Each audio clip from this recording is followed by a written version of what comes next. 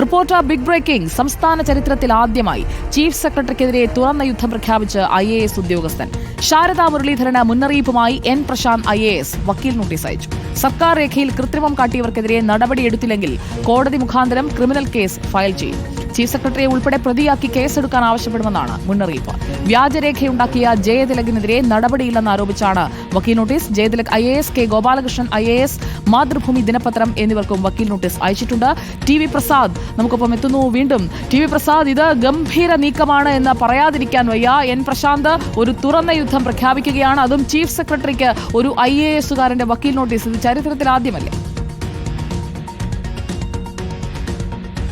ഉറപ്പായും സുജിയ, കേരള ചരിത്രത്തിൽ കേട്ടുകേൾവിയില്ലാത്ത ഒരു നീക്കം തന്നെയാണ് N പ്രശാന്ത് IAS-ന്റെ ഭാഗത്തുനിന്നുണ്ടായത്. അഭിഭാഷകനായതുകൊണ്ട് തന്നെ എല്ലാവിധ നിയമം നോക്കിക്കൊണ്ട് തന്നെയാണ് ഇങ്ങനൊരു നീക്കം നടത്തിയത് എന്ന് തന്നെ നമുക്ക് അനുമാനിക്കേണ്ടി വരും. സുജയ്ക്ക് ഓർമ്മയുണ്ടാകും, നേരത്തെ IAS-ന്റെ ചേരിപ്പോരിനെ സംബന്ധിച്ച്, അതായത് പിന്നോക്ക വിഭാഗങ്ങളുടെ ക്ഷേമത്തിന് വേണ്ടി ഈ പ്രശാന്ത് IAS-ന്റെ കൂടി ഒരു ഇനിഷ്യേറ്റീവിൻ്റെ ഭാഗമായി ഉന്നതി എന്ന് പറയുന്നൊരു പ്രസ്ഥാനമുണ്ടാകുന്നു. അതിൻ്റെ സ്ഥാപിത CEO ആയി പ്രശാന്ത് നിയമിതനാകുന്നു.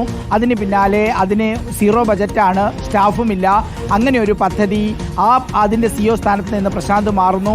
അതിൻ്റെ ഫയലുകൾ കൈമാറിയില്ല എന്നാണ് ഈ പ്രശ്നത്തിൻ്റെ എല്ലാം തുടക്കമായി അവർ പറയുന്നത്. അങ്ങനെ പിന്നീട് CEO ആയി വന്ന K ഗോപാലകൃഷ്ണൻ IAS 2 കത്തുകൾ അഡീഷണൽ ചീഫ് സെക്രട്ടറി ജയതിലകിന് കൊടുക്കുന്നു. പക്ഷേ അങ്ങനെ ഒരു കത്ത് ആ സമയത്ത് എഴുതിയിട്ടില്ല എന്ന് പിന്നീട് രേഖകൾ സഹിതം പുറത്തേക്ക് വരുന്നു. മാത്രമല്ല സുജയ, ആ കത്തുകൾ അപ്ലോഡ് ചെയ്തിരിക്കുന്നത് അവിടെ നിന്ന് 3 മാസം കഴിഞ്ഞ് ജയതിലകിൻ്റെ ഓഫീസിൽ നിന്നാണെന്ന് തെളിവുകൾ പുറത്തു വരുന്നു. അതായത് വ്യാജരേഖ ചമച്ചു എന്ന കാര്യം വ്യക്തമാവുകയാണ്.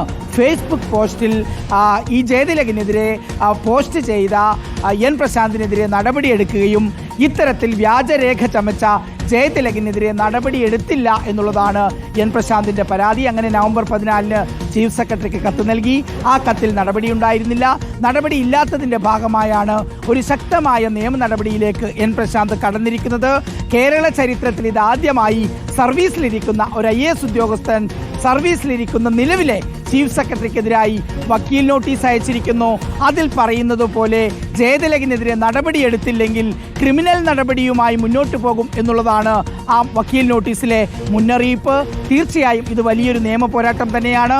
പ്രശാന്തിനെ സംബന്ധിച്ചിടത്തോളം ഒരു മുറിവേറ്റ മനുഷ്യനാണ് എന്ന കാര്യത്തിൽ ഒരു സംശയവുമില്ല. കാരണം വ്യാജമായി ഉണ്ടാക്കിയ ഒരു കത്ത്, ആ കത്തിൻ്റെ പേരിൽ മുഖ്യമന്ത്രിക്ക് ഒരു റിപ്പോർട്ട് കൊടുക്കുന്നു.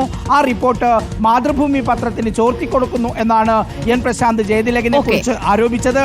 അങ്ങനെയുള്ള ജയതിലക് സർവീസിൽ തുടരുകയും പ്രശാന്ത് സസ്പെൻഷനിലാവുകയും ചെയ്യുന്ന ഒരു സാഹചര്യം സുജയ പറഞ്ഞതുപോലെ ഇത് അപൂർവമാണ്. ഇനി എന്താണ് സംഭവിക്കുന്നതെന്ന് നമുക്ക് കണ്ടു തന്നെ അറിയേണ്ടി വരും സുജയ.